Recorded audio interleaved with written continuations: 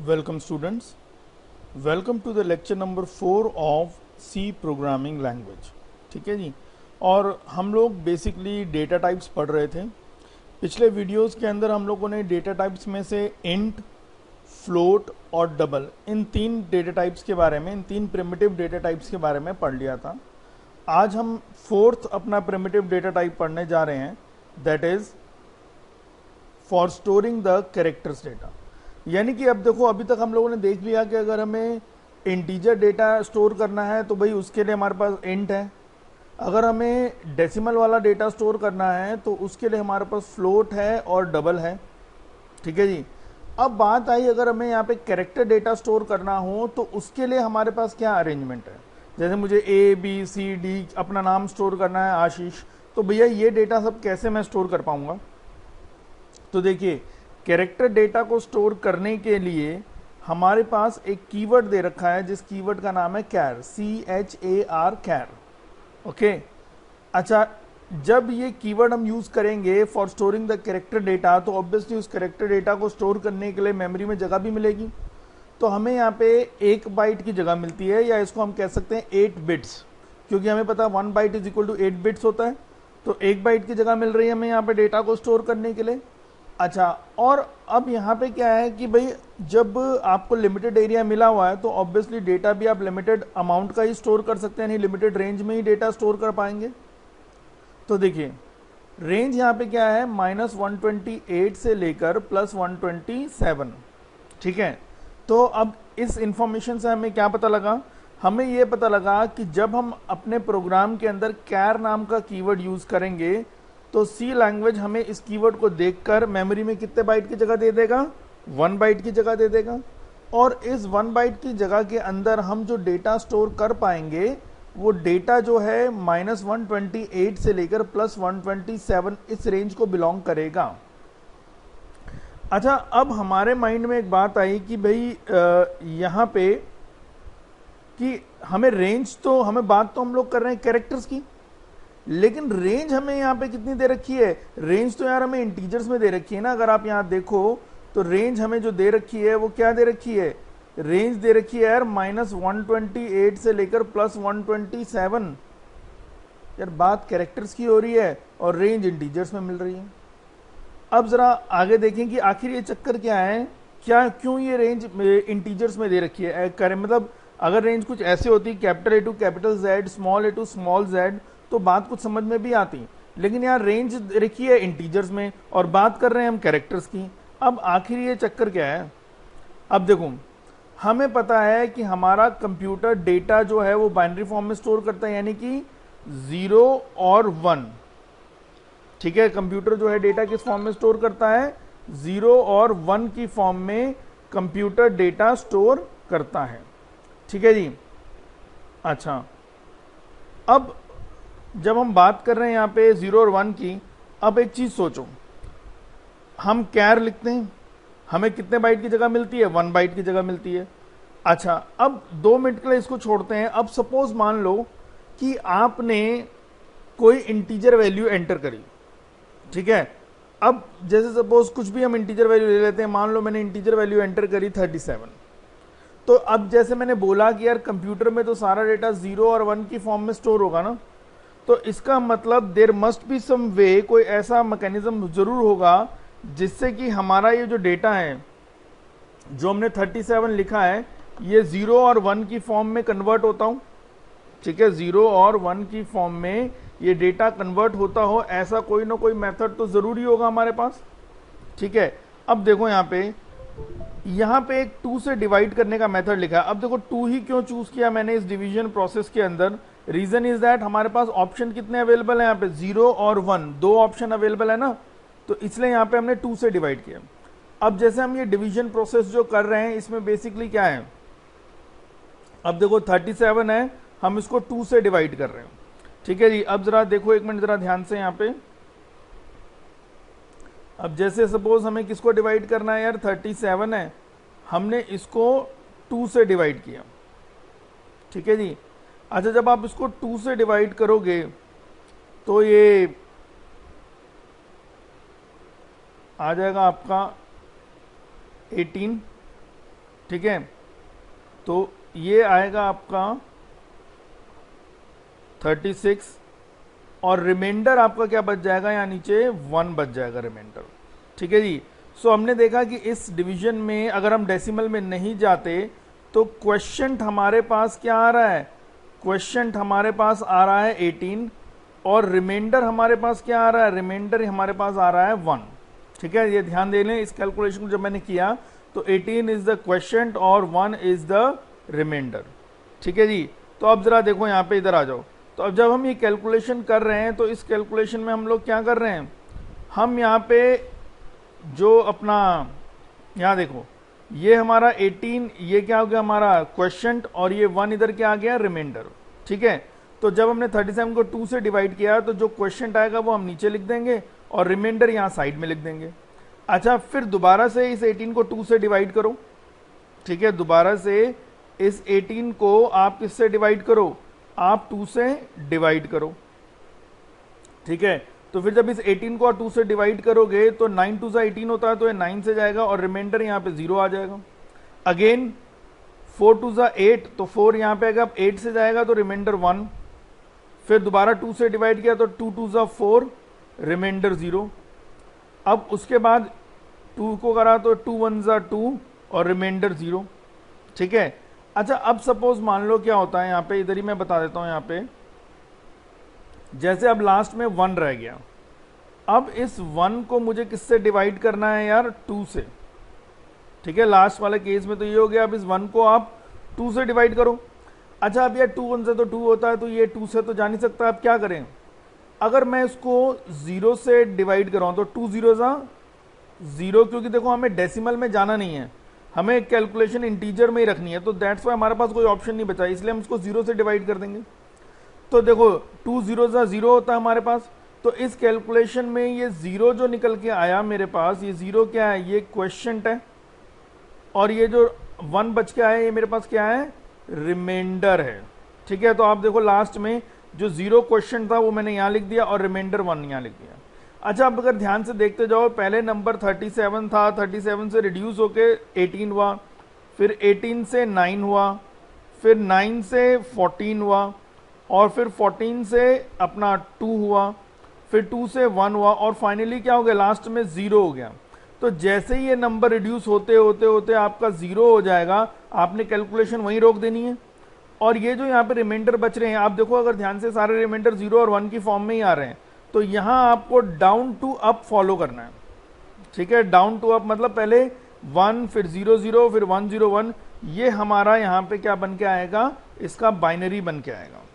ठीक है जी, तो ये हमारे पास क्या आ गया, जैसे 37 है तो इस प्रोसीजर के द्वारा 37 जो है बाइनरी फॉर्म में यानी 0 1 की फॉर्म में कन्वर्ट होता है।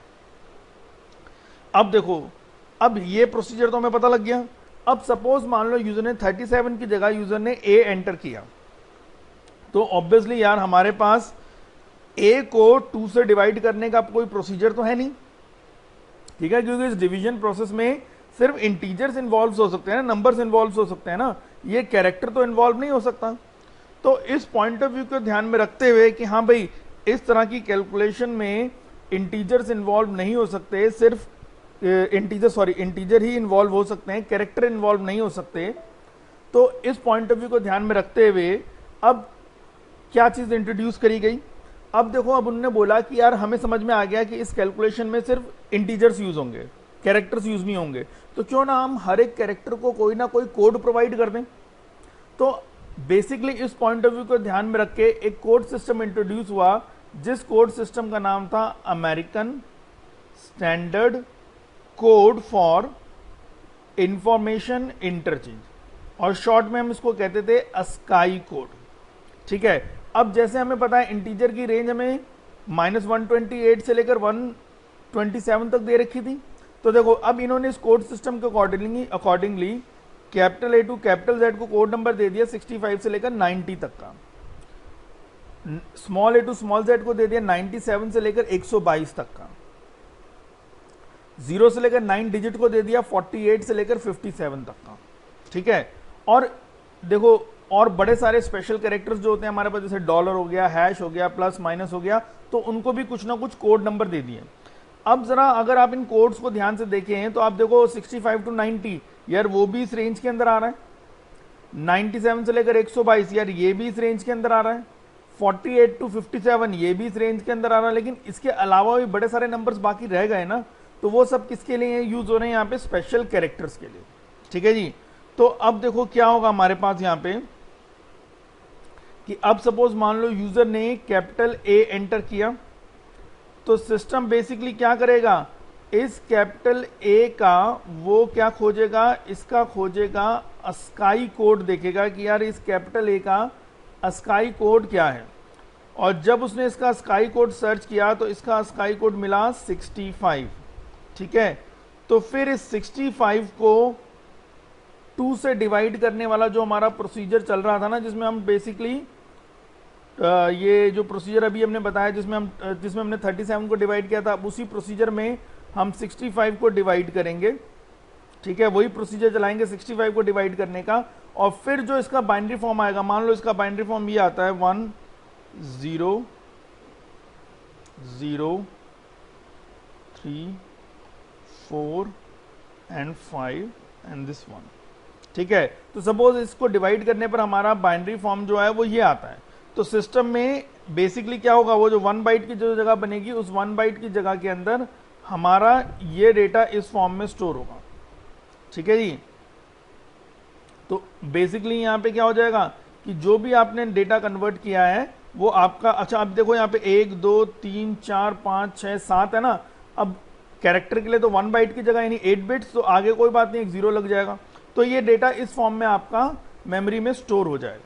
ठीक है जी, समझ में आई बात आपको सब लोगों को यहाँ पे। अब हमारे पास यहाँ पे क्वेश्चन अराइज होता है कि अभी हमने इंटीजर की रेंज क्या पढ़ी, -128 से लेकर +127। अब माइंड में क्वेश्चन ये आ रहा है कि यार यहाँ पे तो 128 है और यहाँ पे 127 है।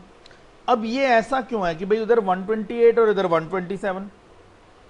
भाई कायदे से अगर देखा जाए तो यार इधर दोनों जगह सेम नंबर होना चाहिए ना, क्योंकि हमें क्या मिलेगा, हमें मेमोरी में 1 बाइट की जगह मिलेगी, 1 बाइट जो कि बेसिकली 8 बिट्स के बराबर है। ठीक है, यानी कि स्पेस तो एक ही मिला 8 बिट्स। लेकिन अगर सपोज -128 यहाँ पे 128 नंबर है और यहाँ पे 127 नंबर है, ऐसा क्यों, यहाँ पे 128 क्यों नहीं है? ठीक है, अब जरा हम इसको समझते हैं कि ऐसा क्यों है ऐसा। अच्छा अब देखो सीधी सी बात, 8 बिट्स मतलब आपके पास 8 ब्लॉक्स होंगे डेटा को स्टोर करने के लिए। ठीक है, जिसमें आप 0 1 स्टोर कर सकते हो अपना। क्लियर थी बात? अब जरा देखो यहाँ पे जो 8 बिट्स होंगे मेरे पास डेटा को स्टोर करने के लिए, जो 0 1 की फॉर्म में है। अच्छा एक चीज आप जानते हैं कि अगर हमारा नेगेटिव नंबर होता है तो हम 1 स्टोर करते हैं उसके साइन में, और अगर हमारा पॉजिटिव नंबर होता है तो उसके लिए हम 0 स्टोर करते हैं। क्लियर थी बात? तो अब देखो जैसे सपोज मान लो, अब हमें पता है कि बाइनरी फॉर्म में हमारा डेटा किस फॉर्म में रहेगा भाई, या तो वो 0 होगा या 1 होगा, बस इसके अलावा तो कुछ नहीं होगा। 0 और 1 के अलावा और कुछ नहीं होने वाला। चलिए अब जरा इसको समझते हैं कि जब हमें 8 बिट्स की जगह मिली है तो क्या है। अब सपोज इसका मतलब जो हम नेगेटिव, अगर हम सपोज नेगेटिव में सबसे स्मॉलेस्ट नंबर की बात करें, ठीक है, तो भाई वो क्या होगा, 1 नेगेटिव होगा तो 1 होगा। उसके बाद 0 2 3 4 5 6 7 और 8। ठीक है, और अगर सपोज मान लो मैं यहां पे बात कर रहा हूं पॉजिटिव नंबर की, तो पॉजिटिव में साइन होता है हमारा 0, और सबसे बड़ा नंबर होगा उसमें सारे 1 होंगे, यानी कि 1 2 सॉरी 3 हो गए, 4 5 6 7 और 8। ठीक है जी, तो 1 2 3 4 5 6 7 और ये 0 लास्ट 8। तो पहला जो हो गया ये साइन के लिए हो गया, तो भाई नेगेटिव नंबर है इसलिए 1, और जो हाईएस्ट वैल्यू है वो उसमें पॉजिटिव है तो दैट इज 0। अब देखो जैसे मान लो इसका मतलब इसमें सबसे छोटा नंबर ये स्टोर हुआ है और बड़ा नंबर ये स्टोर हुआ है। अब जरा हम इसको सॉल्व करते हैं, देखते हैं इसका आंसर क्या निकलता है। अच्छा आपको जैसे पता है कि इसमें पोजीशन नंबर की एक स्कीम चलती है हमारी, ठीक है जी। तो अगर हम उस स्कीम के अकॉर्डिंगली चलें तो इसका पोजीशन नंबर है 0, इसका पोजीशन नंबर है 1, इसका पोजीशन नंबर है 2, ठीक है। अच्छा, इसका पोजीशन नंबर है अपना 3, इसका पोजीशन नंबर है 4, इसका पोजीशन नंबर है 5,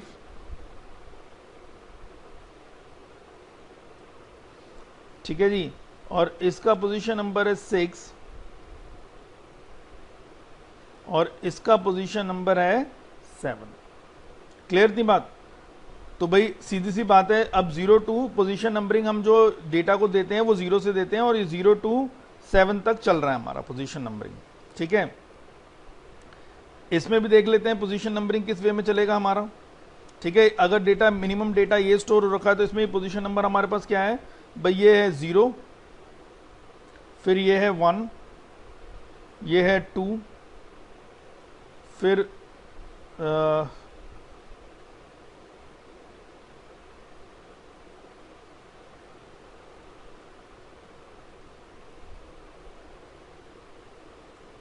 ठीक है जी, ये 0 1 2 हो गया।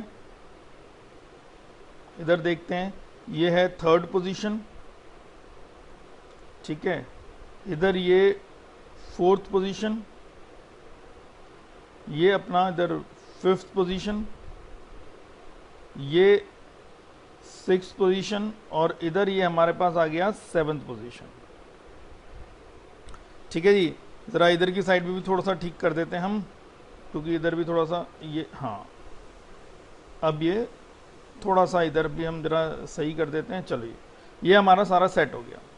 अब सपोज मान लो मुझे पता है कि भैया 8 बिट्स है, तो सबसे छोटा नंबर ये स्टोर हो सकता है, साइन नेगेटिव रहेगा, और सबसे छोटे में क्या होगा, सारे 0 होंगे, और साइन पॉजिटिव होगा, और सबसे बड़े में क्या होगा, सारे 1 होंगे, क्योंकि भाई दो ही इंफॉर्मेशन है, तो 0 और 1, तो हाईएस्ट क्या होगा, सारे 1 वो हाईएस्ट, स्मॉलेस्ट क्या होगा, सारे 0 वो स्मॉलेस्ट, तो हमने कर दिया। अब देखो क्या होता है, अब इस डेटा को हमने कन्वर्ट करना है, ठीक है।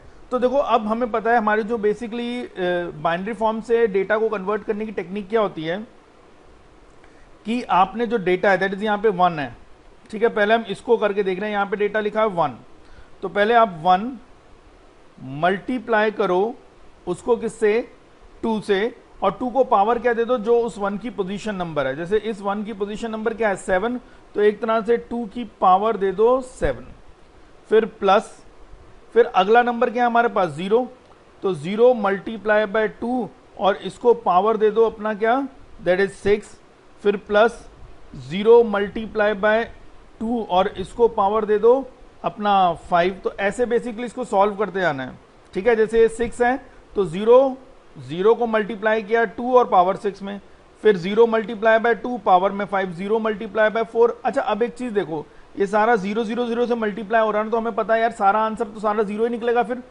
बाकी जितने भी होंगे सबको सॉल्व जब करोगे सब में 0 0 0 ही आंसर आएगा ना आपका, और तो कुछ नहीं आएगा। तो एक तरह से अगर मैं देखूं तो मुझे यहाँ पे फाइनली बेसिकली इसको ही सॉल्व करना है, दैट इज 2 की पावर 7, और 2 की पावर 7 जब आप सॉल्व करते हो तो यहाँ पे क्या आता है 128, ठीक है। अब आ जाओ इधर, अब जरा इसको सॉल्व करते हैं। अब यहां जब इसको सॉल्व करने बैठे तो 0 इंटू 2 की पावर में हमारे पास आ गया यहाँ पे 7, प्लस फिर अब सपोज ये क्या हो जाएगा 1 इंटू 2 की पावर में आ जाएगा 6, ठीक है। अच्छा, अब मैं इसको सिंपल वे में लिख देता हूं, जैसे ये चल रहा है हमारे पास, तो सिंपलर वे में यहाँ पे देखो पहला नंबर तो 0 से मल्टीप्लाई हो रहा है, तो 2 की पावर 7 तो 0 हो जाएगा। बाकी अब बच क्या 2 की पावर 6 प्लस 2 की पावर 5 प्लस 2 की पावर अपना 4 प्लस 2 की पावर 3 प्लस 2 की पावर